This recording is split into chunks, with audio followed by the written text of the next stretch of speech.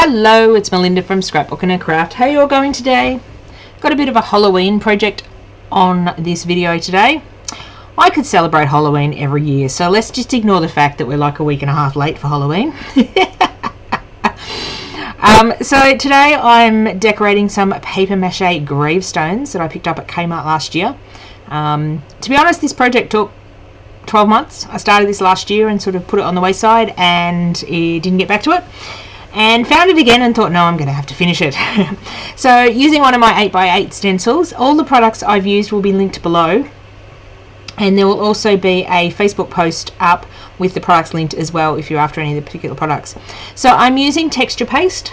This is a rather old texture paste I'm trying to use up. And when things like texture paste, matte medium, anything with liquids in it, even paints, when they get down to be about a third of the jar or a quarter of the jar, the amount of air that's trapped in the jar when the lid's on tends to dry the products out. So it's a good idea to use them up or put them into a smaller jar. So I'm having lots of fun scraping the texture paste through the stencil with a plastic spatula, and then this becomes a fun part. It's like icing a cake. It's a bit therapeutic, a bit cathartic, as they say. Just slapping on the texture paste and giving it a bit of texture by sort of moving the palette knife up and down to make like little spiky mountains, I suppose. Lots of drying in between this because it is a 3D shape. If I did it all and put it on the table, then the texture paste would not would stick and not be dry. That's the word I'm trying to talk about. Sorry, second time I'm doing this voiceover. The first time my video editing software ate my voiceover. Technology, not my friend lately. So doing the sides of it, and the sides I wanted to be quite textured. So again, slapping lots of that texture paste on and doing sort of the up and down motion with the palette knife. I have sped this video up 4 times because there was about an hour and a half of footage, and you really don't want to see me do this in real time because it is a bit time consuming, but it's, as you can see, I'm watching my phone. I've got something on YouTube that I'm watching in the background. It could be TV. I have no idea what I'm watching. So it's a good idea to turn your brain off. Oh, obviously what I was watching finished and I had to start a new one. So turn your brain off and just do and have fun just playing around. So these paper mache shapes are great for doing off the page projects. They're nice and light, but they take mediums, texture paste, gesso, paints really well. The thing I would do is, if you're going straight in with paint, to seal them first with a gesso, because the paper mache is very thirsty medium and it's very absorbent, so your paint usually soaks straight in. But because I'm going over in a minute with gesso, I don't have to do that before I put texture paste on. Texture paste will seal it as well because it sort of puts a barrier on it. So the back of the tombstone is going to be that pattern with the stencil, and then the front of the tombstone I just want to cover with texture paste but not have it so textured because I'm going to put other stuff on it. You'll see that in a minute. You have to let the texture paste completely dry, so hence this is a bit more shadowy, so this must have been filmed at night. So here is the front of the pieces, and I'm just applying some texture paste more flat than I was on the sides, just to give it a bit of a texture so it's not completely flat. Does that make sense? Clear as mud, right? So yes, so putting it on more flat than the sides because I want to stick stuff on top of it, but didn't want it flat as the paper mache because it would look out of place. And I sort of built up the sides a little as well, just to have a bit more texture on sort of the sides and the edges, which was fun. So again, lots of drying. Here comes the second boring part. The preparation for off-the-page projects can be a little bit boring. So taking some black gesso, this is Montmark Black Gesso, my preferred brand here in Australia. It's very good value for money and it's a very good product. So why pay more expensive for a product when you can get it at a more reasonable price, and it will work just the same. It's my motto anyway. So going over the complete 2 tombstones with black gesso. So if you've not used or heard of the word gesso before, gesso is basically an undercoat in the artist industry, and it's a sealer. It has a bit of chalky tooth mixed in, or sort of a bit of a chalky substance mixed in with the paint, so it grabs to surfaces and then other paints and things will grab onto it. So for example, if you're painting a house, you seal the what's the plaster called on a house? Gyprock. That's what we call it here in Australia. I think. Not a plaster. So you seal, you do an undercoat when you paint a house, and then you do your top colour. It's similar in off the page projects. Do I always start with gesso? No, this time I started with texture paste because I know I wanted to go over the top of it with the gesso. So it depends on what you're doing as to where that layer of gesso goes, whether it goes on first or whether it goes on second. So trying to get it in all the nooks and crannies of the texture paste, and you want to make sure your texture paste is really, really dry. So leaving it overnight, because I put it on so thick, sitting there and drying it with a heat tool, yeah, it would take you quite a while. So letting it air dry and naturally dry is best for that.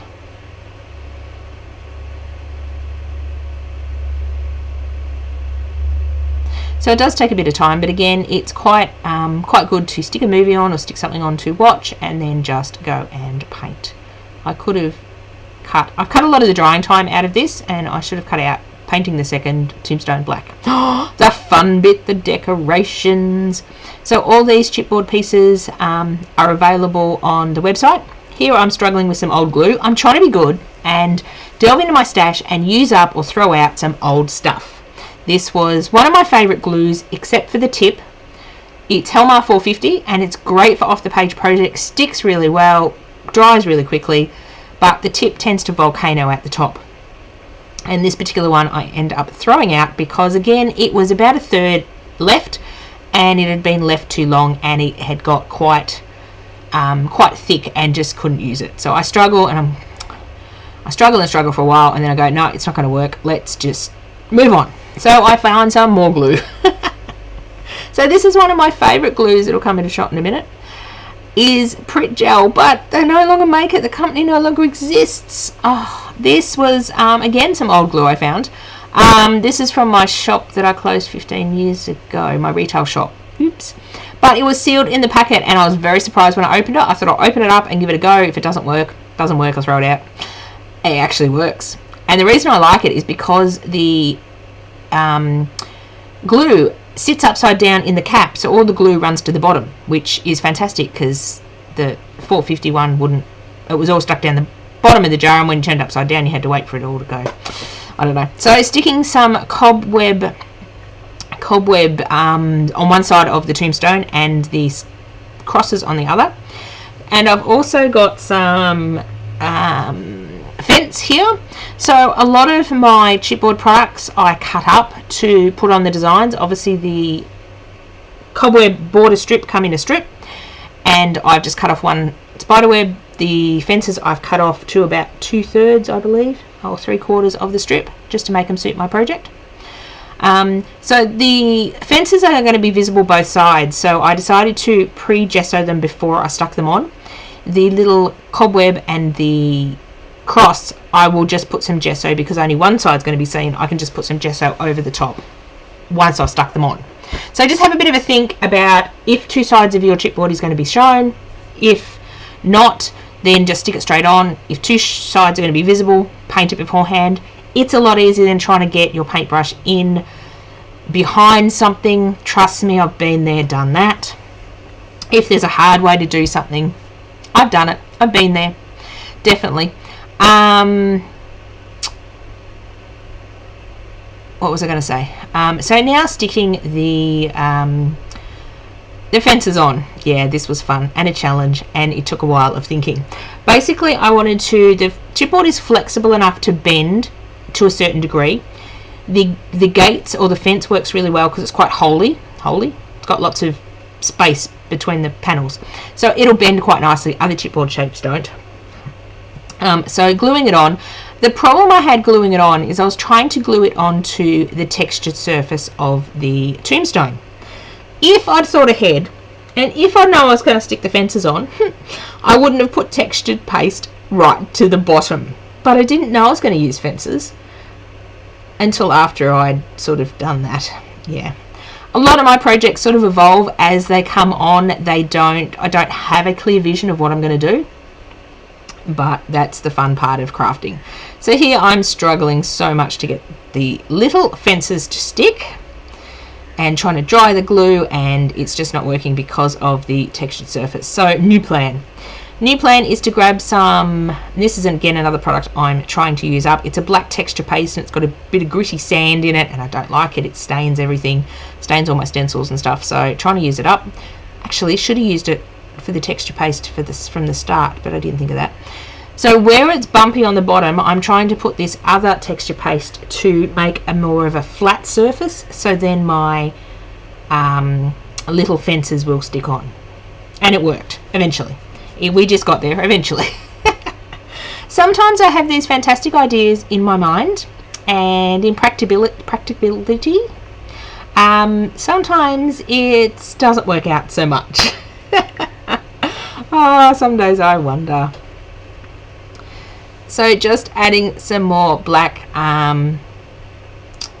gesso, I believe that still is, and over the cross and the spiderweb. Basically I'm going to put some colour over the black, so I want everything to be black.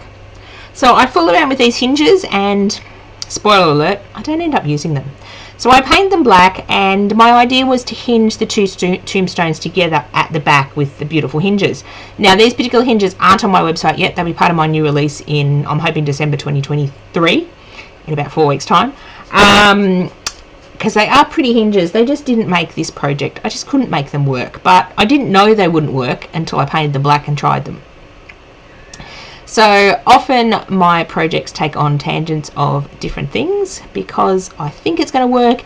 It looks like a good idea in my head, it sounds like a good idea in my head, but when it actually comes to putting it together, well, sometimes it doesn't work real well. Do you all have that problem, or is it just me? So trying to dry that texture paste that I made flat, some more glue, loads of glue, and then hopefully my fence will stick. I ended up changing the design slightly because I realised I stuck one of the fences on the wrong side, but in the end I liked it. So my original design was to have the stencil design behind or on the front, but when I stuck the fence on that side, it then became the back. But then I realised if I'd gone with my original design, had the stencil design on the front, I will cover up 90% of it. So it was a happy accident to change my idea slightly. As I said, I didn't really know what I was doing when I was sort of decorating. I was just adding bits and bits and not really paying attention to what I was doing, I suppose. I don't know. Do any projects I start go to plan? No, not really. You don't see all the failures. You only see the ones that sort of work out. Oh, I don't know. So it did work when I had put that extra texture paste to flatten out that surface with the glue. I managed to get my fences glued on, and they ended up giving a bit more stability to the paper mache graves because they are quite light. So while that was all drying, I went on my computer and made some wording for the front. These poor souls died on October 31st. Ah, for Halloween. So just did up some fake details to stick on the front of our headstone and decided to grunge them up with some archival black ink. Then I screwed the paper up and rubbed the ink pad over the top of it just to give it some more grunginess, because these are really old and I think I dated them like 1800s, so I wanted it to look old. So these are just printed on photocopy paper. I didn't really want to print them on heavier cardstock, just so I could glue them on with the texture paste. That fence is still giving me a bit of an issue. More glue. I don't know. And I was trying to sit it up sit up on the glue without putting pressure on the fence that I glued on. Clear as mud, right? Finally got them glued on. That was a tremendous journey. So just sort of sitting them together, how they'd look. Now I've got some Tim Holtz Portrait People in the card size. Not exactly sure what they're called, but let's call them Portrait People. And I forgot to paint one of my chipboard pieces. I seem to always forget to paint when I'm painting with gesso. I seem to forget one side or one image. I don't know, I tend to do that in every project. So then I decided that there was a bit of white here and there that I wanted to touch up. I add some colour in the end, so it doesn't really matter if there's little bits of specks of white missing, or white showing. Being a bit of a perfectionist, I know. It's a bit hard to see painting black on black, but the black gesso or the black paint is giving a really nice base for the colour that I'm going to put on next. Not to give anything away. So you want your black gesso or black paint to be completely dry before you bring in the colour, because otherwise your colour will just mix with the gesso. So here I'm just sort of playing around with placement. I particularly chose these two photos because the man is looking to the, what's that, the right, the lady is looking to the left, so they're sort of looking, when the headstones are positioned properly, they're looking in towards each other, which I thought was kind of cute and creepy. They can look at each other for eternity. I don't know. My head's a weird space to be someday. So taking some Dina Wakley silver paint, I believe it's called Sterling, but don't quote me on that, and adding it sort of all over the headstones, but not completely making it silver, so I'm still wanting some of that black to show through. So on the textured sides I actually use a paintbrush because it's quite rough and my finger didn't like it, but on the flatter surfaces like the chipboard, just adding it with my finger because it's easier to control and going around the edge. And if I make a big boo-boo, I can clean it up with a baby wipe. Baby wipes are so handy in art journaling and off the page stuff. So I went a bit heavy-handed around the edge there, so I decided to take a bit of the colour off. So I wanted it to look old and grungy, basically. So again, just looking at the positioning now, doing the second one. You could use anything to colour. This is just a Dina Wakley acrylic heavy body paint, so you can basically use anything to colour. I thought about using my Art Alchemy waxes until I couldn't locate where I put them in that special spot in my art room. They would have looked really well as well. You could have done it with anything metallic and anything sort of opaque that will go over the black gesso would work with colouring it. You don't want to use anything translucent because you just won't see the colour. So I think they come out really, really cool. So again, when I'm even doing the fence, I don't want it to be completely silver. I want it to have that sort of half painted look or distressed look. And then it's really easy when you're doing it with your finger is to pick up the rises in the texture paste, or the your finger sort of runs over the top of the texture paste and then down below is the black gesso, so you get that two-tone effect. That's the words I'm looking for today. As I said, I've done this voiceover twice because my computer ate the first version, so hopefully we nearly get to the end and the computer doesn't have a wobbly and eat the second part as well, because I will then have a wobbly. So we're just about finished. Decided to ink the edges of the cardstock pieces for Tim Holtz, and now it's just time to glue it on. I've got some close-up photos at the end showing you some detail. These are the hinges that didn't make the final piece. So I had this idea to hinge the two gravestones together in sort of an angle. But in doing that, because it's a 3D object, the angle was not right. It couldn't get the hinges to work, so the hinges just didn't happen. I couldn't find brads. I wanted some small round-headed brads to put in the hinges, but again that didn't work because I couldn't find any, so we just went with plan B of if I didn't like how it looked, it doesn't get on the project. So just using the Prit gel to stick down the Tim Holtz Portrait People, I'll call them. Not sure what their technical name is, but I got a whole big packet of them and I thought they'd come in handy one day. One day they did. I don't do a lot of heritage stuff, so I'll do sort of Halloween stuff, but I don't do a lot of like Tim Holtz's grungy brownie. I like more bright colours. So then I decided that they weren't really sticking. They're sort of like a cardstock and they were going over texture, so they weren't really sticking. So we brought out the foam tape, and I thought the foam tape would prop them up a bit as well, because on older tombstones the photos were sort of pronounced in like a little frame, or they were sticking out a bit of the tombstones I've seen anyway. So I put on some foam tape, but I also put on some added glue because the foam tape going over the paint and texture paste and glue that I had on there, sometimes it needs a little bit extra glue to stick it on. So yeah, I put way too much foam tape on, but I don't like to just put a little bit in each corner and have things bow. I like to cover things with foam tape. It's just me. And they are done to my liking. There's a little bit of a close-up of the shimmery paint. Okay, I'm not done. I decided to add some more silver. When you think you're done, you never are. There's always that one last thing you want to add. So here are some close-up photos at the end to show you in detail. All the products I've used will be linked below and also linked on our Facebook page, which will be linked below as well.